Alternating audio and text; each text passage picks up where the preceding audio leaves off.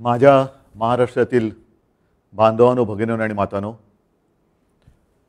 नमस्कार. जय महाराष्ट्र. तसं बऱ्याच दिवसानंतर आपल्याशी मी संवाद साधतोय.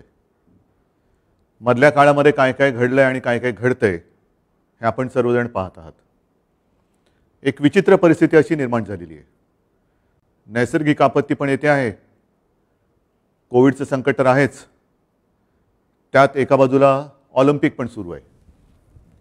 ऑलिम्पिकमध्ये सुद्धा आपले खेळाडू प्रयत्नांची पराकाष्ठा करतायत. विशेषतः नीरज चोप्राला त्याचं कौतुक तर केलंच पाहिजे, अभिनंदन तर केलंच पाहिजे, कारण देशाची मान त्याने उंचावलेली आहे. किती वर्षानंतर अजून मोजतो होता पण सुवर्णपदक त्यांनी मिळवलेलं आहे. तसं पाहिलं तर सगळेच खेळाडू प्रयत्नांची पराकाष्ठा करतायत आणि हे होतच असतं. एक स्पर्धा म्हटल्यानंतर प्रत्येक वेळेला सुवर्णपदकच मिळतं आणि प्रत्येक वेळेला हार होते असं नाहीच. हार जीत होतच असते आणि ते त्याच पद्धतीने आपण घ्यायला पाहिजे. एक 7 दिवसानंतर आपला स्वातंत्र्य दिन येतोय, 15 ऑगस्ट. 75व्या स्वातंत्र्याच्या वर्षात आपण आपला देश पदार्पण करणार आहे. त्याच्या आधीचा सगळा इतिहास, तो संघर्ष, त्याला आता 75 वर्ष होत आली. 15 ऑगस्टला तर शुभेच्छा आपण देऊच, पण 15 ऑगस्ट स्वातंत्र्य दिन म्हटल्यानंतर त्यावेळेला जसं आपण एक इतिहास वाचत असताना जनतेने आपल्या कसा संघर्ष केला, त्यावेळेच्या पिढीने कसं झोकून देऊन आपल्यासाठी स्वातंत्र्य मिळवलं, तो काळ सगळा लक्षात घेऊन त्याच्या नुसत्या आठवणी काढून उपयोग नाही, तर आपण पण एक निश्चय केला पाहिजे. आपल्याला असं वाटलं होतं गेल्या वर्षी की 1 वर्षभरामध्ये कोविडचं संकट नाहीसं होईल. अजून काय जाता जात नाही आहे. कमी जास्त प्रमाणामध्ये ह्या लाटा येत जात आहेत, धडकत आहेत. किती लाटा येतील, किती वेळेला आपल्याला या लाटा धडकणार आहेत ह्याचा अजूनही अंदाज येत नाही. आणि म्हणून मला असं वाटतं की या स्वातंत्र्य दिनाच्या 8 दिवस आधीच मी आपल्याला एक नम्र विनंती करतोय की तो सगळा संघर्ष, त्याच्या नुसत्या आठवणी जागून उपयोग नाही आहे. नाहीतर या अशा संघर्षाला आणि स्वातंत्र्याला काही अर्थ नाही आहे. आपण एक अशी एक जिद्द, आपण एक निश्चय केला पाहिजे, मी म्हणेन प्रतिज्ञा घेतली पाहिजे की जसं त्यावेळेला 150 वर्षाची गुलामगिरी, 150 वर्षाचं पारतंत्र्य आणि इंग्रजांचं राज्य हे आपण उलथवून टाकलं, तशीच ही कोविडची दहशत, कोविडची टांगती तलवार ही सुद्धा आता आपल्याला उलथवून टाकावीच लागेल. तिचा सुद्धा एकदा कायमस्वरूपी निसरा करावाच लागेल. कोविडबद्दल मी नंतर बोलणारच आहे, कारण मला कल्पना आहे की साधारणतः आपल्या सगळ्यांचं लक्ष आहे की मी नेमकं काय काय शिथिल, कुठे बंधनं शिथिल करणार आहे, कुठे अजून निर्बंध ठेवणार आहे, याच्याकडे आपलं लक्ष आहे. त्याच्याबद्दल मी थोडंसं बोलणार आहेच, थोडंसं नाही भरपूर बोलणार आहे. पण तत्पूर्वी ज्या काही नैसर्गिक आपत्तीला आपल्याला तोंड द्यावं लागतंय त्याचा आपण एक थोडासा विचार करण्याची आवश्यकता आहे. पावसाळ्याची सुरुवातच गेल्याही वर्षी आणि याही वर्षी चक्रीवादळाने झाली. गेल्या वर्षी निसर्ग चक्रीवादळ आपल्यावरती धडकलं, यावेळेला ते तोक्ते वादळ, चक्रीवादळ आपल्याला आपल्या किनाऱ्याला स्पर्शून गेलं. हानी करायची तेवढी केलीच त्यांनी. त्याच्यानंतर अचानक जो काही पूर आला, हे सगळे विचित्र होते. काही दिवसांचा, काही महिन्यांचा पाऊस हा एका दिवसात आणि काही तासामध्ये कोसळायला लागलेला आहे. त्याची कारणं आपण काही देऊ शकतो. ढगफुटी झाली, मग तुम्हाला अंदाज नाही का आला? अंदाज होता. वेधशाळेने आपल्याला अंदाज दिला होता की अतिवृष्टी होईल, पण ही अतिवृष्टी किती होईल ह्याचं परिमाण अजूनही मला नाही वाटत जगामध्ये कोणी मोजू शकलेलं असेल. पाऊस पडला म्हणजे असा काही तुफान पडला आणि पूर, आपली धरणं, आपल्या नद्या ह्या ओसंडून व्हायला लागल्या. मग काही ठिकाणी आपल्याला धरणांची पातळी कमी करायला विसर्ग करावा लागला पाण्याचा. मग ते सोडलेलं पाणी खाली सांगली, कोल्हापूर, तिथल्या नद्या फुगल्या, तिथल्या गावात गेलं, शहरात गेलं. इकडे वशिष्ठी, सावित्री या सगळ्या नद्यांना पूर आला. मग चिपळूण पाण्याखाली गेलं, महाड पाण्याखाली गेलं. एक गोष्ट मला आपल्याला आवर्जून सांगायची की आता हे दरवर्षीचं संकट आणि त्यातून येणारी आपत्ती, त्यातल्या त्यात अतिवृष्टीचा इशारा मिळाल्यानंतर आपल्या प्रशासनाने मी म्हणेन खरंच कौतुकास्पद काम केलं. जवळपास नाही म्हटलं तरी 4.5 लाख आपल्या नागरिकांना, माता बांधवांना त्यांनी सुरक्षित स्थळी नेलं. म्हणजे जिथे जिथे आपल्याला असं वाटलं होतं की इकडे पाणी येणार आणि आलं, जर का या नागरिकांना आपण वेळेत हलवलं नसतं, तुम्हीच विचार करा, 4,37,000 आणि काही अशा नागरिकांना आपण वेळेमध्ये स्थलांतर केलं नसतं तर काय आक्रीत घडलं असतं. आपण त्यांची जीवितहानी होऊ दिली नाही, हे एक थोडं समाधानाची बाब नक्कीच आहे. मात्र ज्या दरडी कोसळल्या त्याच्यामध्ये आपले रस्ते तर खचून गेलेच. काही ठिकाणी मी बघितलं पन्हाळ्याच्या इथे वगैरे रस्ते खचलेत, घाट खचलेले आहेत. आणि दरडी कोसळून गावाच्या गावं, रायगडमध्ये मी गेलो होतो, तळेगाव बघितलं, म्हणजे तिकडे गाव होतं याची नामोनिशाणी कुठे शिल्लक नव्हती. संपूर्ण चिखल चिखल चिखल, चिखलाचे सगळे डोंगर आणि त्याच्याखाली आपले, म्हणजे त्या घटनेच्या आधीपर्यंत आपल्यासारखे जिथे जागते आपले बांधव, माता भगिनी ह्या गाडल्या गेल्या होत्या. त्याच्यामध्ये जीवितहानी फार मोठी झाली. या अशा काही दरडी कोसळल्या, त्याच्यामध्ये जीवितहानी फार मोठी झाली. आता ह्या दरडी कोसळण्याचं प्रमाण हे वाढायला लागलेलं आहे, पूर येण्याचं प्रमाण हे वाढायला लागलेलं आहे. एक 2-4 दिवसापूर्वी सिक्कीमचे मुख्यमंत्री माझ्या भेटीला आले होते आणि बोलता बोलता त्यांनी सुद्धा हेच सांगितलं की सिक्कीममध्ये सुद्धा दरडी कोसळण्याचे प्रकार आता वाढायला लागलेले आहेत. हे सगळं आता वेगळं वेगळं काहीतरी संकट आता आपल्या अंगावरती यायला लागलेलं आहे. असे एक म्हणतात की ग्लोबल वॉर्मिंगमुळे आईसबर्ग म्हणजे ज्या हिमनग हे आता वितळणार आणि वितळायला लागले, त्याच्यामुळे पाण्याची पातळी वाढेल. पण त्याचबरोबरीने आपण हा विचार नाही केला की आपण मग ते कोणतेही काम असेल, विकास कामं म्हणा, आणि विकास कामं नाही म्हटली तरी एक डोंगराचं आयुष्य म्हणा, ह्याचं मोजमाप केलेलं नाही आहे.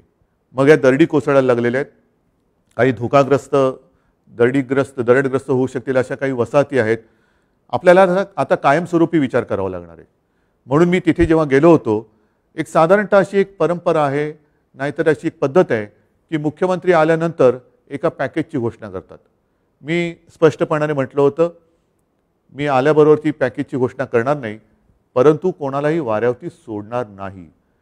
आणि त्याप्रमाणे जे मी बोललो होतो, आल्यानंतर मंत्रिमंडळाची बैठक झाली, उपमुख्यमंत्री होते, सगळे मंत्रिमंडळातील सहकारी होते, त्यांनीसुद्धा ह्या पूरग्रस्त आणि आपत्तीग्रस्त विभागाचा दौरा केला होता. आज देखील अनेक मंत्री, जे पालकमंत्री आहेत, हे तिथे तिथे त्या त्या जिल्ह्यामध्ये या आपत्तीग्रस्तांच्या मदतीला आणि सहाय्यासाठी तिथे हजर आहेत.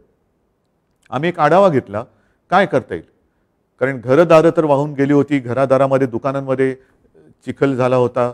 आणि हा सगळा विचार केल्यानंतर तात्काळ आणि कायमस्वरूपी यासाठी 11,500 कोटी हा निधी, 11,500 कोटी रुपयांचा निधी आपण त्याच्यासाठी मंजूर केलेला आहे. वाटप सुरू झालेलं आहे. तात्काळ मदत आणि ज्याला आपण लॉंग टर्म म्हणतो अशा उपाययोजना याच्यावरती विचार करून आपण ते आता करणार आहोत. आजपर्यंत ही काय पहिली वेळ नाही आहे की अशी संकटं यापूर्वी आलीच नव्हती, आली होती. आल्यानंतर आपण साधारणतः काय करतो की तज्ज्ञांची एक समिती नेमतो. ती तज्ज्ञांची समिती अभ्यास करते, अहवाल सादर करते. अहवाल आल्यानंतर मग मात्र त्याची अंमलबजावणी होत नाही. मग कशाला नेमायच्या समित्या, कशाला घ्यायच्या अहवाल. आता ती वेळ ही गेलेली आहे आणि नवीन वेळ अशी आलेली आहे की आजपर्यंत ह्या ज्या काही अहवालामधल्या सूचना आहेत त्यासुद्धा मला येत्या आठवड्यात येत आहेत, त्यासुद्धा येत आहेत. त्या अहवालातल्या सूचना घेऊन त्याच्यावरती नुसता विचार मंथन नाही, चर्चा चर्वण नाही, तर जर गरज असेल तर वेळ प्रसंगी कठोर उपाययोजना करून आपल्याला हे पुढे येणारं संकट हे थोपवावंच लागेल. कारण नाहीतर मग नुसत्या याच गोष्टी होत राहणार. मी जिथे जिथे गेलो अनेक ठिकाणी, म्हणजे माझ्यासमोर मी आकडे ठेवलेले आहेत. 349 निवारा केंद्रांमध्ये जवळपास आपण 50,000 नागरिकांची सोय केलेली आहे, जवळपास 50,000. पण त्यांच्यापैकी ज्यांना मी भेटलो त्यांचं सगळ्यांचं म्हणणं हेच होतं की आता याच्यावरती आम्हाला कायमस्वरूपी तोडगा द्या. एक तर आपल्याला ह्या धोकादायक वस्त्या आहेत ज्या कधी त्यांच्यावरती दरडी कोसळू शकतात, त्यांचं पुनर्वसन करावं लागेल. काही ठिकाणी जिकडे गावामध्ये पाणी घुसतं, चिपळूणमध्ये असेल, महाडमध्ये आहे, सांगली आहे, इकडे पाण्याचं व्यवस्थापन, पुराचं व्यवस्थापन हे करण्यासाठी एक दूरगामी योजना ही आपल्याला आखावीच लागेल आणि त्या दृष्टीने सरकार पावलं टाकतंय. हे झालं या आपत्तीच्या बाबतीत. त्याच्यानंतर काही सामाजिक विषय आहेत. आपल्याला कल्पना आहे मधल्या काळामध्ये मी त्याच्यानंतर उपमुख्यमंत्री आपले अजितदादा आणि अशोकराव हे आपल्या देशाच्या माननीय पंतप्रधान मोदीजींना जाऊन आम्ही भेटलो होतो आणि त्यांना आपल्या राज्याच्या काही गोष्टींबद्दल सहकार्य करण्याची विनंती केली. बाकीच्या गोष्टी मी आता सांगत बसत नाही, पण त्याच्यात 2 गोष्टी होत्या. एक म्हणजे ह्या आपत्तीच्या वेळेला NDRFचे जे निकष आहेत मदतीचे ते आता जुने झालेत. 2015 प्रमाणे आपण मदत आता देऊ शकत नाही, आता वाढीव मदत द्यायला पाहिजे आणि म्हणून आम्ही विनंती केली की NDRFची जी काही मदत येते त्याचे निकष आता काळानुरूप हे बदलायला पाहिजे, मदत ही वाढवली पाहिजे. हा एक मुद्दा झाला. आणि दुसरा महत्त्वाचा मुद्दा तो म्हणजे आरक्षणाचा. मराठा आरक्षण आहे, ओबीसींचं आरक्षण आहे. ओबीसींचं आरक्षण, राजकीय आरक्षण हे रद्द केलं गेलेलं आहे. आपण ज्याला एम्पिरिकल डेटा म्हणतो त्याची मागणी केलेली आहे की आम्हाला जनगणना करायची आहे आणि ती जर केली गेलेली असेल तर त्याची माहिती केंद्राने आपल्याला द्यावी. आणि दुसरा महत्त्वाचा मुद्दा होता जो मराठा आरक्षणाच्या बाबतीत होता आणि आहे तो म्हणजे आरक्षण देण्याचा अधिकार. सर्वोच्च न्यायालयाने सांगितलं होतं की हा अधिकार राज्याला नाही, केंद्रालाच आहे. म्हणून आपण त्यांना विनंती केली होती एक तर आपल्या अधिकारामध्ये या समाजातील सगळे जे माझे गोरगरीब आहेत त्यांना त्यांचा न्याय हक्क मिळवून द्या, त्यांना आरक्षण द्या आणि नाही तर 50% अट शिथिल करून आपण राज्यांना म्हणजे आम्हाला हा अधिकार द्यावा. आता ही विनंती केल्यानंतर एक 2 दिवसापूर्वी आपल्याला सर्वांना कल्पना आहे की हा जो आरक्षणाचा अधिकार आहे तो केंद्राने आता लोकसभेमध्ये त्याच्यावरती चर्चा होईल, पण एक ते आता त्या घटनेत दुरुस्ती करतायत की 50 आपलं आरक्षणाचा अधिकार जो आहे तो राज्यांना परत देणार. माझी विनंती आहे आणि मला विश्वास आहे की नुसते अधिकार राज्याने देऊन आता होणार नाही, कारण 50%ची अट जोपर्यंत शिथिल होत नाही तोपर्यंत आपल्याला वाढीव आरक्षण हे देता येणार नाही. मग पुन्हा तो सगळा अभ्यास करावा लागेल आणि मग ते काय कमिशन नेमा, त्यांचा अहवाल घ्या, मग त्याच्यामध्ये ते सिद्ध करा. त्यापेक्षा 50%ची अट शिथिल करून आम्हाला तुम्ही द्या, आम्ही ज्यांना ज्यांना द्यायचं आहे जे योग्य आहे त्या सर्वांना आमच्या अधिकारामध्ये आम्ही त्यांचे ते न्याय हक्क मिळवून देऊ. हे जर का नाही झालं तर नुसते अधिकार आपल्याला देऊन काही उपयोग होणार नाही. आणि मला विश्वास आहे की माननीय पंतप्रधान जसं त्यांनी राज्यांना अधिकार देण्याचं एक मान्य केलं तर ही अटसुद्धा ती काढतील हा मला विश्वास आहे. बघूया 2-4 दिवसात आपल्याला कळेल. आता हे झाल्यानंतर महत्त्वाचा जो मुद्दा आहे तो म्हणजे कोविड. अजूनही कोविड जात नाही आहे. ही आपत्ती अजून काही जात नाही आहे. किती वेळा आपण हे असं उघडझाप करत राहायचं. पहिली लाट आली, दुसरी लाट आली, गेल्या वर्षीचे सण आणि या वर्षीचे सण अजून तसे पूर्ण सुरू नाही झाले. अजून आपले गणपती बाप्पा यायचे आहेत, मग आपली नवरात्री सुरू होणार, मग दिवाळी येणार, हे सगळं सुरू होणार. गेल्या वर्षी सणांच्या नंतर 2 लाटा आपण अनुभवल्या. आज देखील तो सगळा काळ आठवला तर अंगावरती काटा उभा राहतो. या काळामध्ये आपण एक गोष्ट शिकलेलो आहोत की जर हा संसर्ग थोपवायचा असेल तर कोविडसाठी ज्या काही आपल्याला गोष्टी पाळायच्या आहेत त्या पाळाव्याच लागतील. आता लसीकरणाचा वेग वाढलेला आहे.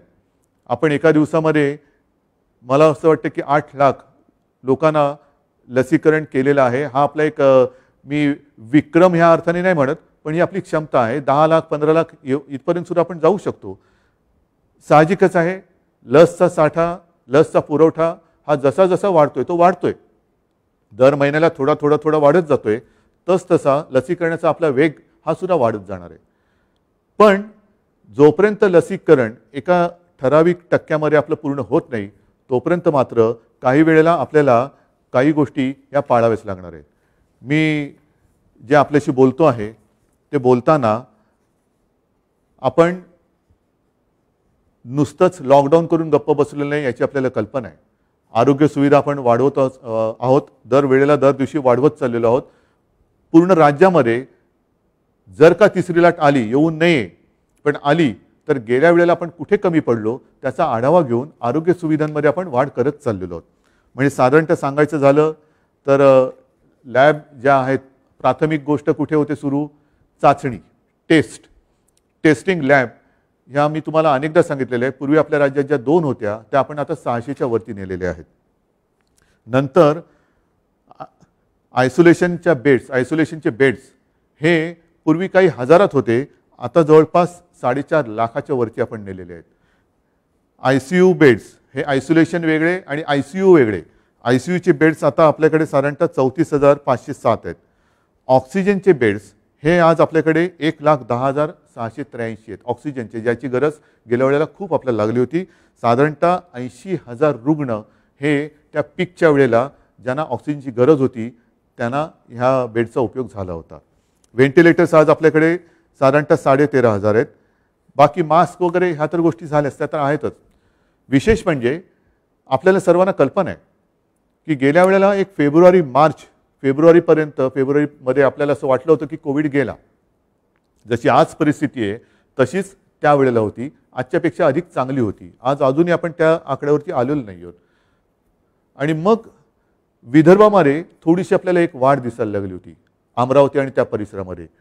सगळेजण सांगत होते कुटुंबाच्या कुटुंब बाधित होत आहेत, गावाच्या गावं बाधित होत आहेत, काय कळत नाही आहे, बंधनं अजून आम्ही लावतोय तरीसुद्धा काय होत नाही आहे. त्याच्यानंतर लक्षात आलं की तो जो काही व्हेरियंट होता, विषाणू होता, कोविडचाच पण अवतार बदललेला होता, डेल्टा, ज्याने आता जग व्यापून टाकलेलं आहे. म्हणजेच काय की आता विषाणूसुद्धा वेगवेगळे अवतार घेतोय. मग हे अवतार कळणार कधी आपल्याला? ते कळेपर्यंत त्याचा प्रसार झपाट्याने झालेला असतो. कारण डेल्टाचा प्रसार हा फार झपाट्याने होतो आणि त्याची घातकतासुद्धा म्हणजे फुफ्फुस वगैरे या आपल्या अवयवांवरती तो फार वाईट दुष्परिणाम करतो. तर हे वेळेत ओळखण्यासाठी मुंबई महापालिकेमध्ये गेल्या आठवड्यामध्ये आपण जिनोम सिक्वेन्सिंग लॅब सुरू केलेली आहे. देशामधली माझ्या माहितीप्रमाणे ही पहिली आणि एकमेव महापालिका आहे जिनी आपल्या नागरिकांसाठी ही सुविधा उपलब्ध करून दिलेली आहे. साहजिकच आहे, मुंबई महापालिकेने ही लॅब सुरू केली म्हणजे फक्त मुंबईपुरताच त्याचा उपयोग मर्यादित राहणार नाही आहे. आपल्या राज्यात जिथे जिथे आपल्याला शंका येईल की इथे विषाणूचा अवतार बदलला आहे का, नवीन काही व्हेरियंट आला आहे का, अशी सगळी सॅम्पल्स इकडे आणून आपण त्याचं चेकिंग करू शकतो, करणार आहोत आणि वेळेमध्ये आपण सावध होऊ शकतो. आता या सगळ्या गोष्टी करत असताना साहजिकच आहे काही जिल्ह्यांमध्ये आपल्याला कल्पना आहे की गेल्या आठवड्यात आपण दुकानांच्या वेळा वाढवून दिल्या. एक 4 वाजेपर्यंत होत्या त्या 8 वाजेपर्यंत दिल्या. त्याच्यानंतर मॉर्निंग वॉक असेल, बाहेरचं फिरणं वगैरे असेल, ही बंधनं आपण शिथिल केली. हे करत असताना आपल्याला कल्पना दिली गेली होती की राज्यामध्ये कोविडची परिस्थिती संमिश्र आहे. राज्यात काही ठिकाणी कोविड तसा बऱ्यापैकी आटोक्यात आहे, काही ठिकाणी अजूनही काळजी ही घेणं गरजेचं आहे. आता काळजी घेण्यासारखी ठिकाणं कोणती आहेत? तर साधारणतः विशेष म्हणजे आता जिथे पूर येऊन गेला हे 6 जिल्हे म्हणजे सिंधुदुर्ग, रत्नागिरी, रायगड, सातारा, सांगली, कोल्हापूर हे पूर येण्याच्या आधीसुद्धा थोडीशी चिंताजनक तिकडे गोष्ट होती की कोविड रुग्ण हे कमी होत नव्हते. आता सुदैवाने आपण तिकडे टेस्टिंग वगैरे सगळं वाढवल्यानंतर पूर्णपणे लक्ष ठेवून आहोत की पूरग्रस्त भागामध्ये पाण्याच्या अनुषंगाने जे काही रोगराई येऊ शकते ती येऊ नये आणि कोविड तिकडे वाढू नये.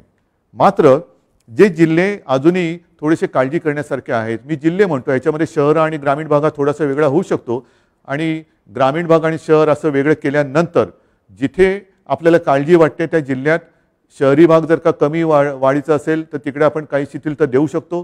तशी काही शिथिलता आपण दिलेली आहे, उद्यापासून सुद्धा काही ठिकाणी देतो आहोत. ही देत असताना जिथे मात्र काळजी करण्याची गरज आहे तिथे आपल्याला बंधने पाळावीच लागणार आहेत. हे जिल्हे कोणते आहेत? तर एक पुणे आहे जिकडे 900 केसेस रोजच्या दिसत आहेत, अहमदनगर आहे जिकडे 800 केसेस रोजच्या आहेत, सोलापूर आहे जिथे 600 केसेस जवळपास, मी हे अंदाजे आकडे सांगतो, 600 म्हणजे कधीतरी 600 पेक्षा कधीतरी 600 पेक्षा थोडे जास्त होऊ शकतात. कोल्हापूरला आज देखील 500 रोजचे येत आहेत. सांगलीला मी म्हटलं होतं पण सांगलीसुद्धा 600 केसेस रोजच्या येत आहेत. साताऱ्याला 500 येत आहेत. सिंधुदुर्गला जिल्ह्याच्या मानाने 150 केसेस ह्या रोजच्या मिळत आहेत. रत्नागिरीला 150 आहेत, बीडला 250 आहेत. म्हणजेच काय की ह्या जिल्ह्यांमध्ये आपल्याला आजही काळजी घेण्याची ही गरज आहे. मग आता ही काळजी घेताना तिथलं जे काय स्थानिक प्रशासन आहे त्या प्रशासनाची जबाबदारी ही फार मोठी आहे. गेलं वर्षभर ही आपली प्रशासकीय यंत्रणा ह्या कामामध्ये थकलेली मी म्हणत नाही, पण तेच ते काम करते आणि त्यांच्यावरचा ताण हा वाढत चाललेला आहे. आणि म्हणून मी सुरुवातीला जे म्हटलं की आपण काही गोष्टी ठरवायला पाहिजेत. मी अनेकदा अनेक कार्यक्रम आपल्यासमोर मांडलेले आहेत. त्याच्यामध्ये कोविडमुक्त गाव, करोनामुक्त गाव हा एक कार्यक्रम आहे. आणि मला सांगायला एक समाधान वाटतं की बऱ्याच सरपंचांनी, मी जेव्हा त्यांना या आपल्या अशा माध्यमातून भेटलो होतो, त्यांनी आपलं गाव करोनामुक्त करण्याच्या दिशेने योग्य पावलं टाकायला सुरुवात केली होती. बघूया येत्या काही दिवसामध्ये आपण ही पावलं टाकत किती पुढे जातो आहोत. लसीकरणाच्या बाबतीमध्ये मी आपल्याला सांगितलं की लसीकरण करताना आपल्याला वेग आता वाढवत आहोत. आणि 2 डोस घेतलेले नागरिक किती आहेत, आपल्याला थोडीशी एक वर्गवारी करावी लागते की लसीचे 2 डोस कोणी घेतलेले आहेत, 2 डोस पूर्ण करून 15 दिवस किती जणांचे झालेले आहेत, आणि मग त्यांच्या हालचालींवरती आपण किती निर्बंध आणण्यापेक्षा किती शिथिलता देऊ शकतो. या सगळ्या गोष्टी करताना ज्याला आपण कोविड ॲप्रोप्रिएट बिहेवियर म्हणतो, म्हणजे मास्क घालणं, हात धुणं आणि अंतर राखणं, या काही गोष्टी आपल्याला इतर ठिकाणी सुद्धा आणणं गरजेचं आहे. इतर ठिकाणी म्हणजे कुठे, तर मी उद्योजकांना सुद्धा सांगितलेलं आहे, ऑफिसेसना पण सुद्धा मी सांगतो आहे की तुम्ही सुद्धा तुमच्या कामाच्या कार्यालयीन वेळा ज्या आहेत त्याची विभागणी करा. आपल्याला बंद करण्यामध्ये काही मजा येते अशातला भाग नाही. मी तर म्हणतो 24 तास आपण उघडे ठेवू, सगळे कारभार आपले 24 तास उघडे ठेवू, पण कामाच्या वेळा त्याची विभागणी करू. गर्दी टाळा. गर्दी झाली तर रुग्णवाढ होण्याचा संभव असतो. आणि ह्या सगळ्या गोष्टींचा विचार केल्यानंतर एक 2-3 दिवसापूर्वी माझ्याकडे महाराष्ट्रातील रेस्टॉरंटचे असोसिएशनचे सगळे लोक आले होते आणि त्यांनी मला विनंती केली. मी समजू शकतो की अडचण सगळ्यांनाच आहे की आम्हाला 4 वाजेपर्यंतच मुभा आहे, पुढे कसं करणार. मी त्यांच्याशी बोललो, त्यांनी सुद्धा खूप चांगलं सहकार्य करण्याचं एक मान्य केलं. मला म्हणाले, उद्धवजी आपण म्हणता ते आम्हाला मान्य आहे, पण आम्ही साधारणतः कधी उघडू शकतो. आणि मी त्यांना सांगितलं की येत्या सोमवारी म्हणजे उद्या आपण राज्यातल्या टास्कफोर्सचा जो एक आढावा घेतो, टास्कफोर्स एक आढावा घेतं आणि मग त्यांच्याकडनं काही नियमावली आपण समजून घेतो की काय करायला पाहिजे, काय करावं आणि काय करू नये. आणि तसं ते केल्यानंतर आपण रेस्टॉरंट्स आहेत, मॉल्स आहेत, मग आपली प्रार्थना स्थळं आहेत, हे एक टप्प्याने आपण सुरू करत जाणार आहोत. मात्र ह्याला नाही म्हटलं तर एक 8-10 दिवस लागणार आहेत. मला कल्पना आहे की सगळ्यांचा संयम आता तसा थोडा तुटत आलेला आहे, पण संयम तोडू नका. कारण हाच एक धोक्याचा क्षण असतो की ज्या वेळेला आपल्याला वाटतं की आता कोविड गेला, आता उघडायला काय हरकत आहे. काही जण हे उघडा ते उघडा, मी मागे सुद्धा बोललेलो आहे, थोडंसं एक काही आपल्या समाजातील घटकांना भडकवण्याचा प्रयत्न करतात. पण मी महाराष्ट्रातल्या जनतेला खरंच धन्यवाद देतो, मनापासून धन्यवाद देतो की अशा सगळ्या उचापत्याकारांना आपण बळी न पडता जे सरकार सांगते ते आपण ऐकत आहात. आणि म्हणूनच महाराष्ट्राचं कौतुक आज जागतिक पातळीवरती होते. मुंबई मॉडेलचं कौतुक आज जागतिक पातळीवरती होते की ह्यांनी कोविडवरती कसं नियंत्रण आणलं. कौतुक आमचं होतंय, पण हे कौतुकाचे मानकरी माझ्या महाराष्ट्रातील नागरिक आहेत. आणि म्हणून हे सगळं श्रेय जे काय आहे, मध्ये एक सर्वे घेतला गेला आणि त्याच्यामध्ये नंबर 1 मुख्यमंत्री, देशामध्ये नंबर 1 मुख्यमंत्री महाराष्ट्राचे मुख्यमंत्री उद्धव ठाकरे. म्हटलं मी नम्रपणाने सांगतो की हे श्रेय माझं नाही, मी नुसता निमित्त मात्र आहे. मी सांगतोय, आपण ऐकत आहात, कारण आपल्याला कल्पना आहे की मी ज्या ज्या काही गोष्टी सांगतोय त्या आपल्या हिताच्या आहेत. अनेक जण आपल्याला कल्पना आहे की आपल्या जवळचे आप्तस्वकीय मित्रमंडळी ही कालच्या कोविडच्या लाटेमध्ये आपल्याला सोडून गेलेली आहेत. हे सगळं कोविडचं थैमान आपण पाहिलेलं आहे. देशामध्ये काय झालं, इतर देशामध्ये काय झालेलं, हे टीव्हीवरती आपण पाहिलेलं आहे. आपल्याकडे ते कोणत्याही परिस्थितीत होऊन द्यायचं नाही आहे. ऑक्सिजन, त्या ऑक्सिजनला सुद्धा एक मर्यादा आहे. आपल्याकडे आज सुद्धा राज्यामध्ये आपण किती प्रयत्न केला तरी देखील एक साधारणतः 1300-1350 मेट्रिक टन दर दिवशी एवढंच आपण मजल गाठू शकलेलो आहोत. ह्याचं कारण असं की ऑक्सिजनचे प्लांट्स लावायला सुद्धा काही वेळेला बाहेरून यंत्रसामुग्री आणावी लागते आणि ती आणून ती लावणं ह्याच्यामध्ये काही दिवस जात आहेत. मी मागेही आपल्याला सांगितलं होतं की गेल्या वेळेला साधारणतः 1700-1800 मेट्रिक टन दर दिवशी आपल्याला ऑक्सिजन लागत होता. 80,000च्या आसपास रुग्ण हे ऑक्सिजनची आवश्यकता असलेले आपल्या रुग्णालयामध्ये उपचार घेत होते. आणि म्हणून आपण आता असं ठरवलेलं आहे की काही शिथिलता आपण आता देत आहोत, बंधनं शिथिल करायला सुरुवात करत आहोत. परंतु एक साधारणतः तिसरी लाट जर का आलीच, कारण केरळामध्ये आता रुग्णवाढ दिसायला लागलेली आहे, इतर देशांमध्ये आता रुग्णवाढ दिसायला लागलेली आहे. तर रुग्णवाढ जर का व्हायला लागली तर रुग्णवाढीचा वेग लक्षात घेऊन साधारणतः आपल्याकडे जी ऑक्सिजनच्या बेडची एक संख्या आहे ती आपण किती दिवसात गाठू शकू ह्याचा एक अंदाज घ्यायचा आणि मग तितके दिवस आधी लॉकडाऊन करायचा. आपल्याला हे करावं लागेल. जर का आपण ह्या काही गोष्टी पाळल्या नाहीत, सार्वजनिक ठिकाणी मास्क घातला नाही, हात धुतले नाहीत, अंतर ठेवलं नाही, तर एक लक्षात घ्या, कोविड अजून गेलेला नाही. हा कोविड आजही आपल्या अवतीभोवती फिरतो आहे आणि त्याला आमंत्रण दिलं जाईल असं काही करू नका. असं काही करू नका. आपल्या हातामध्ये आहे. आपण कोविडची तिसरी लाट, तिसरं आक्रमण हे कसं थोपवू शकतो ते आपल्या हातामध्ये. आणि ह्या सगळ्या गोष्टी आपल्याला सांगितल्यानंतर आज मी आपल्याला एक आपुलकीच्या याने सांगतो आहे की काही ठिकाणी आपण शिथिलता आणतो आहोत. जसं एक मुंबईचा विचार केल्यानंतर मुंबईमध्ये लोकल प्रवास कधी सुरू करणार, तर लोकल प्रवास आपण सुरू करतो आहोत आपल्या स्वातंत्र्य दिनापासून, 15 ऑगस्टपासून. 15 ऑगस्टपासून लोकल माझ्या मुंबईतल्या नागरिकांना तिचा उपयोग करता येईल. मात्र तो करताना पहिल्या टप्प्यामध्ये ज्यांनी लसीचे दोन्ही डोस घेतलेले आहेत आणि लसीचे दोन्ही डोस घेऊन ज्यांना 14 दिवस झालेले आहेत त्यांच्यासाठी पहिली आपण ही मुभा देतो आहोत. मी 15 ऑगस्ट का म्हणतो आहे, उद्यापासून का म्हणत नाही आहे, तर ते एवढ्यासाठी की आपण ह्या सगळ्या लसीकरण केलेल्या नागरिकांसाठी एक ॲप तयार केलेलं आहे. त्या ॲपवरती ॲपसुद्धा लवकर म्हणजे आज उद्यातच त्याची माहिती आपल्यापर्यंत पोहोचेल. त्या ॲपवरती आपण ॲप्लिकेशन एक ॲप्लाय करायचा की मी दोन्ही लस घेतलेला व्यक्ती आहे, लस घेतल्यानंतर मला एवढे दिवस झालेले, माझा हा बारकोड क्रमांक अमुक आहे आणि तो केल्यानंतर आपल्याला एक पास मिळेल. काही जण म्हणतील हे ठीक आहे, पण ज्यांच्याकडे फोन नाही त्यांना काय, त्यांच्यासाठी सुद्धा आपण मुंबईतील महापालिकेच्या विभागीय कार्यालयामध्ये ऑफलाईन सिस्टीमने हे पास देणार आहोत. आज साधारणतः मुंबईमध्ये जवळपास 19 लाख नागरिक असे आहेत की ज्यांचे लसीचे दोन्ही डोस झालेले आहेत आणि त्यांना डोस घेऊन 14 दिवस हे झालेले आहेत. म्हणजे पहिल्या टप्प्यात आपण आज 19 लाख लोक आपल्याकडे आहेत. 15 ऑगस्टपर्यंत दर दिवशी ह्याच्यात वाढ होत जाणार आहे. आणि मग एकदा का आपण ही सवय लावली, आपल्याकडे सगळ्यांकडे पासेस आले का मग साहजिकच आहे आपण रेस्टॉरंट असतील, मॉल्स असतील, ह्या सगळ्या गोष्टी ह्या टप्प्याटप्प्याने आपण उघड्या करू शकतो. म्हणून मला असं वाटतं की आधी ज्यांचं तळहातावरती पोट आहे अशा माझ्या नागरिकांसाठी आपण 15 ऑगस्टपासून लोकलचा प्रवास त्यांना सुरू करायला देतो आहोत. परंतु 15 तारखेपर्यंत ह्या ॲपवरती म्हणा, नाहीतर आपल्या महापालिकेच्या विभागीय कार्यालयात जाऊन आपण ते पासेस घ्यावे, कार्ड घ्यावं, ही माझी आपल्याला नम्र विनंती आहे.